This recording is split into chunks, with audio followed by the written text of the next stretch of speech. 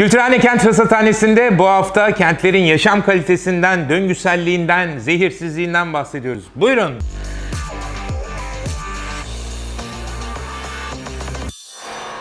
Kültürhane Kent Rasathanesi'ne hoş geldiniz. Her hafta olduğu gibi Friedrich Ebert Stiftung Derneği'nin desteğiyle çıktığımız kentler turuna bu hafta evimizden, hanemizden çıkıyoruz. Çünkü dışarısı sıcak, burası daha açılmadan sessiz sakinken ve sevgili Veli hocamızın resimlerinin eşliğinde size hitap etmek istedik. Çünkü bu hafta yaşam kalitesinden bahsedeceğiz. Monok dergisi 15. defa yılın en yaşanabilir kentlerinin endeksinin sıralamasını yayınladı. 15 yıldan beri, yani dergi çıkmaya başladığından beri yayınladıkları bir rapor bu. Farklı kriterlere bakıyorlar. O kendi editörlerinin o yılın önceliklerini hesaba katarak yaptıkları bir liste bu. İşte pandemiden sonra hem bir yandan artan hayat pahalılığını konu eden, aynı zamanda da kent sakinlerinin daha doğal, daha sosyal, daha nefes alabilir çevrelere olan ihtiyaçları bu seneki listeyi belirlemiş. Tabii pahalılık konusunda yapılacak bir şey yok ama temiz hava imkanları, yani insanların doğada dışarıda olma imkanları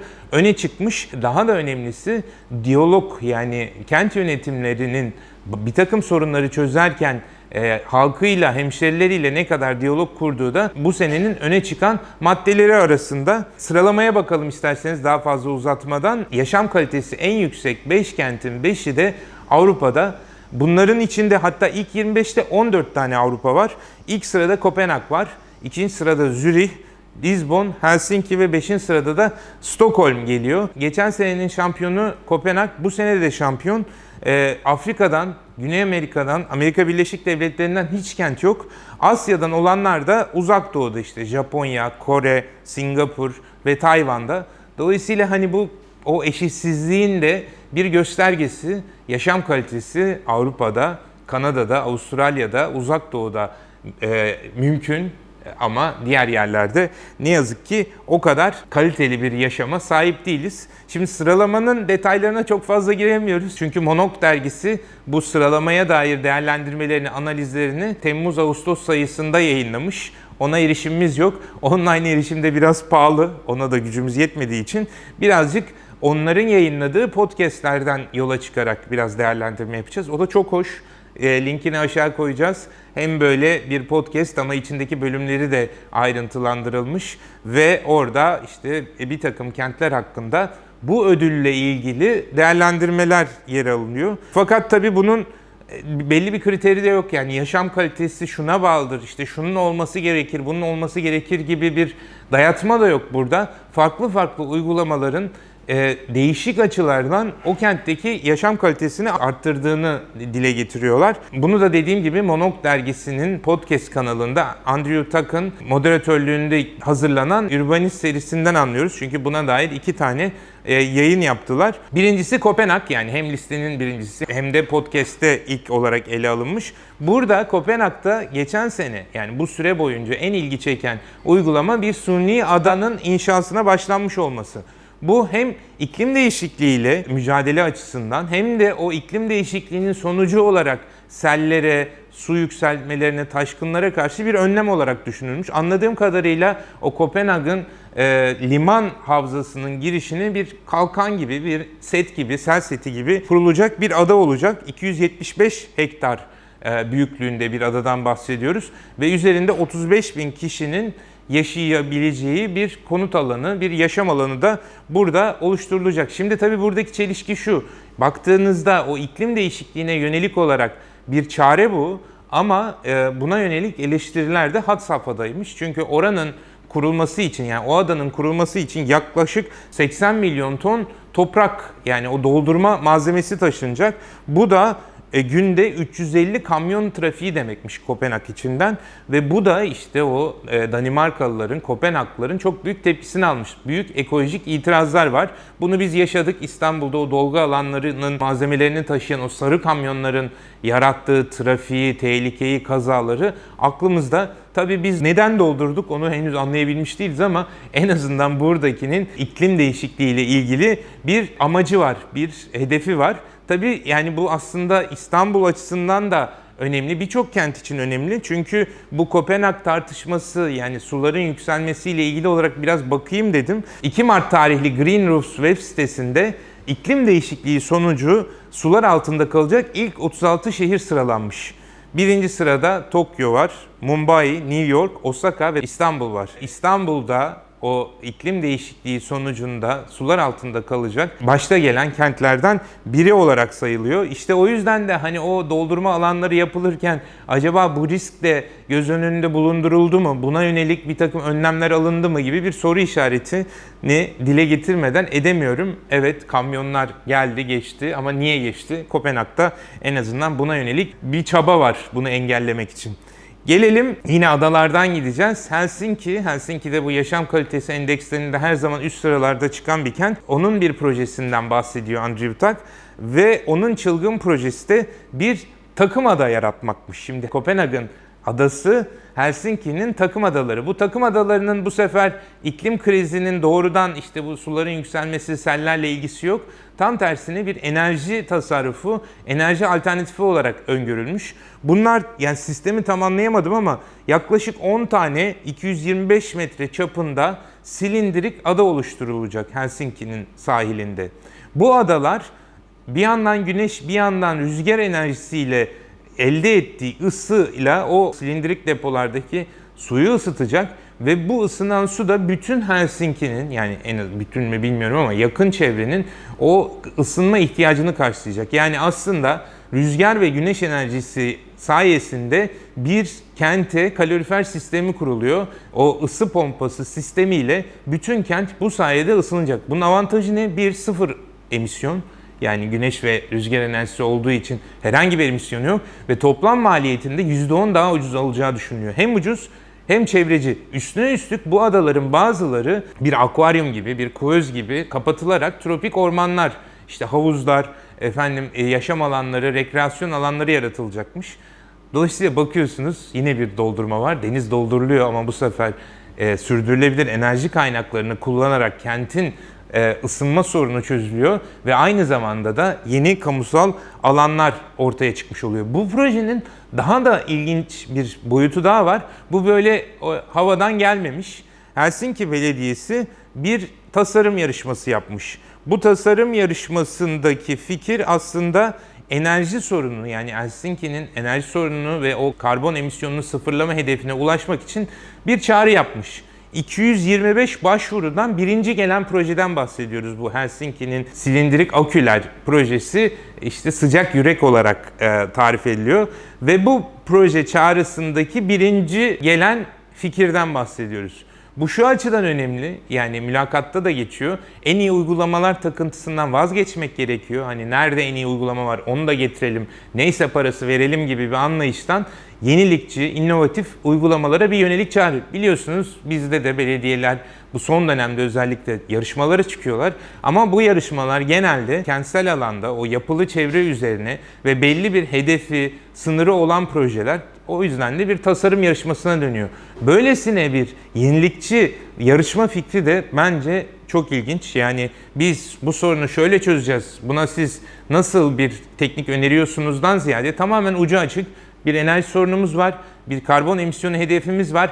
Buna yönelik olarak ne önerirsiniz gibi bir projeden böylesine acayip bir fikir çıkmış. Uzun boylu bir proje, yani 2028'leri bulacak gibi gözüküyor bitmesi ama sonuçta merakla bekliyoruz.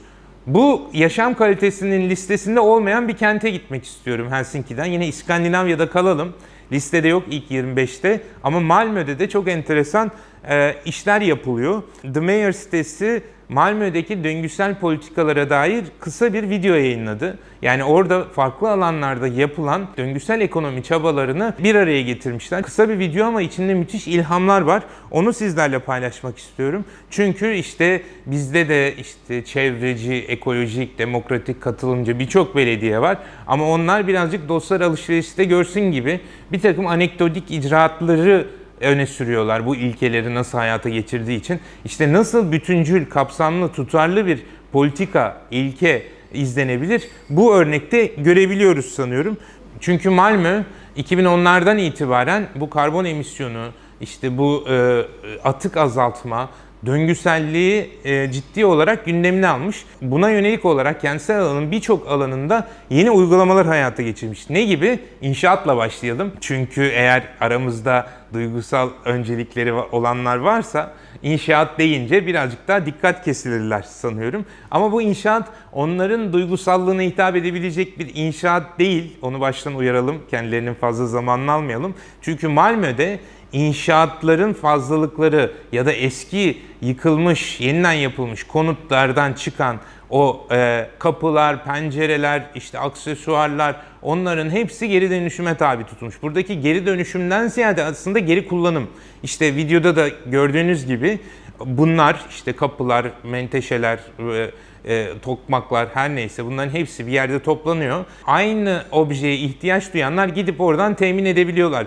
Bu başta sektörün profesyonellerine hitap eden bir oluşum olarak önerilmiş. Yani eğer siz bir binayı restore ediyorsanız, özgün, daha ekolojik bir çalışma yapmak istiyorsanız buraya başvuruyormuşsunuz. Ama yakınlarda bu bizim gibi bireysel, küçük kullanıcıların da faydalanabileceği bir hizmete dönmüş. Böylece işte bütün o aslında inşaat atığı dediğimiz malzemelerin tekrar kullanılabilmesinin imkanı yaratılmış. Bununla tam da bu sistemde koskoca bir döngüsellik ofisi yaratılmış ve bu ofiste işte tabanlar metrodan çıkan betonlarla, ofisin rafları inşaatlardan çıkan işte çerçevelerle yapılmış. Hatta ses izolasyonunda geri dönüştürülmüş plastik pet şişeler kullanılmış. Gördüğünüz gibi hem bunu öneriyorlar hem de uygulamasında bizzat kendileri yapıp diğerlerine örnek olmaya çalışıyorlar. Sadece inşaat da değil, mobilyalarda da bir dönüşüm söz konusu. Çünkü 2018'de Malmö kenti ihale düzenlemesinde bir değişikliğe gitmiş. Buna göre eğer o belediyeye ait kuruluşlarda herhangi bir mobilyaya ihtiyaç varsa bunun için yapılacak ilk şey diğer kamu kurumlarında bu ihtiyacı karşılayabilecek bir mobilya olup olmadığının araştırılmasıymış. Yani bizdeki devlet malzeme ofisinin böyle bir ikinci el dükkanı gibi düşünün. Yani sizin artık ihtiyaç duymadığınız sandalye, piyano başka bir kurumda ihtiyaca cevap verebiliyor. Bunun için önce bakılıyor. Bu olduğu gibi kullanılabilir mi? Yoksa bir restorasyona, bir iyileştirmeye ihtiyacı var mı? Eğer öyleyse kendileri yapmaya çalışıyorlar. Bu yapılamazsa ancak taşerona gidiyor. Bu eğer böylesine bir imkan da yoksa bu sefer satın almaya gidiliyor. Fakat satın almada da şöyle bir özellik var. Satın aldıktan sonra bunun işi bittikten, ömrü bittikten veya artık ihtiyaç giderildikten sonra da geri firmaya satılıp satılmadığına bakılıyor. Yani siz işte kiralama gibi, leasing gibi diyor ki ben senden bunu alırım ama bundan sonra eğer benim işim bittikten sonra bu hala kullanılabilecekse sen de bunu geri alacaksın gibi bir şartla satın alma yapılıyor. Ancak bunların hiçbiri mümkün değilse, yani olanlar kullanılamıyorsa, geri dönüşümlü kullanılamıyorsa, iade edilemiyorsa o zaman son çare olarak geri dönüşüme, imhaya gönderiliyor. Gördüğünüz gibi bütün ihale kanunu bu basamaklardan oluşturularak mümkün olduğu kadar döngüsel, daha az tüketen bir kamu satın alma mantığı getirilmiş. Yani bunu hayal etmek bile güç geliyor ama neyse. Sadece işte bu konut, inşaat, mobilyanın ötesinde gıdalar konusunda da başka bir uygulamaya geçilmiş. Önce bu okul kantinlerinde organik yemek verilmesi hedeflenmiş. Fakat orada bakılmış ki esas organikten daha önemlisi atık gıdanın yeniden kullanımı ve bu atık gıdaların değerlendirilmesi yolunda adımlar atılmış. Belli bir yerde kullanılmayan, tüketilmeyen gıdanın başka bir yerde sunulması veya başka bir şekilde sunulmasının yolları aranmış. İşte videoda örnek olarak izlediğiniz restorandaki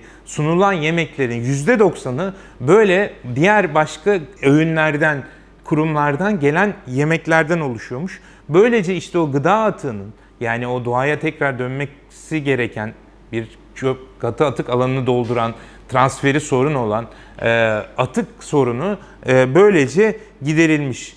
Çocuklar sağlıklı gıda yiyor, bir dayanışma var, bunlar sunulabiliyorlar, israfla mücadele var ve çöpün azaltılması var. Daha ne olsun diyor insan. Giysiler için de aynı şey geçerli. Malmö'deki Siptex tesisleri dünyada rengine ve kumaş cinsine göre en hızlı tasnif yapabilen tesis olmuş.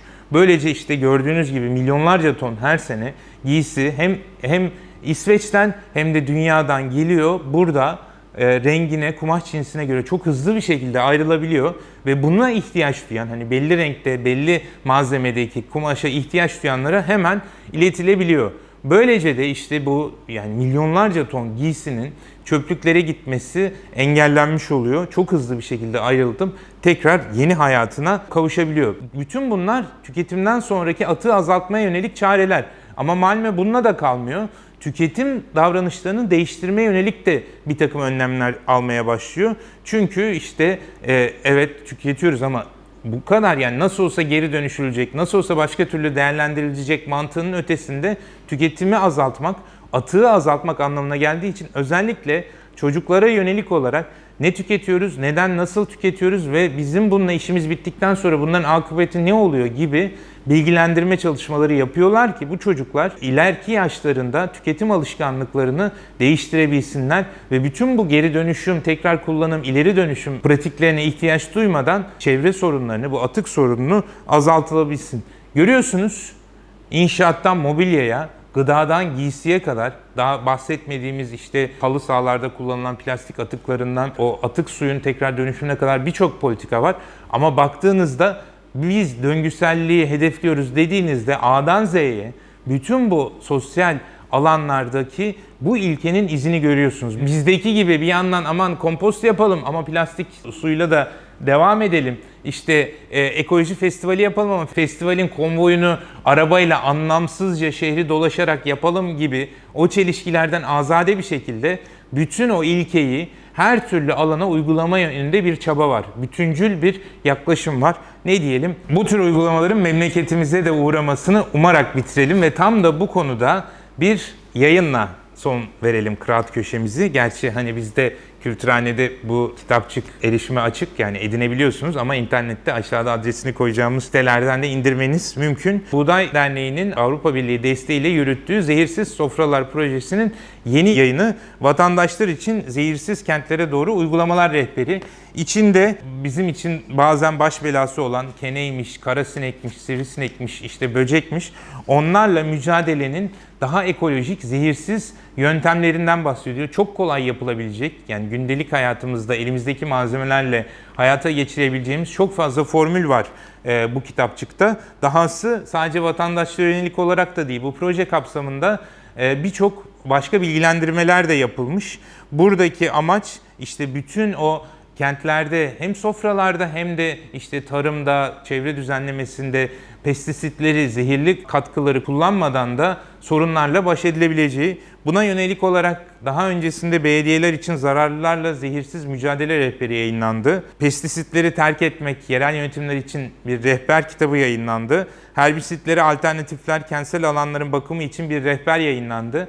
Yani gerçekten biraz önce söylediğim gibi bir takım ekolojik iddiaları olan belediyelerin başvurabileceği birçok politika, çok kolay, çok ucuz maliyetli yöntemler var. Tavsiye ediyorum Buğday Derneği'nin bu Zehirsiz Kentler, Zehirsiz Sofralar projesinin yayınlarına göz atmalarını diyelim ve bu haftalıkta müsaade isteyelim. Dediğim gibi sevgili Burkay'la beraber hanemizden yayın yaptık. Sizler de bu yayına veya önceki yayınlara yönelik eleştiri, öneri, tavsiye, isteklerinizi Instagram'ımdan, e-mailimden veya Twitter'ımdan bana iletebilirsiniz. Bir de yukarıda hemen bizim Patreon hesabımızı göreceksiniz. Eğer bu yayınlara veya Kültürhane'nin genel işleyişine destek olmak, bizim patronumuz olmak isterseniz de o linke teveccüh göstermenizi isteriz. Ki bu sayede işte gördüğünüz Monok dergisine abone olamadık. O yüzden de bir sürü bilgiden mahrum kaldık. Eğer bir el atarsanız belki biz de bu tür yayınlara ulaşmanın kaynağını bulmuş oluruz diyelim ve hepinize iyi haftalar dileyelim. Hoşça kalın.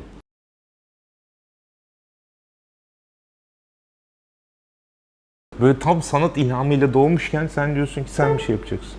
Çal o zaman. Sen çal. Sen çal. Birlikte çalalım. Kent Rasathanesi adlı bestemi. Ama burada da sanatıma engel oluyor. Do, kültür.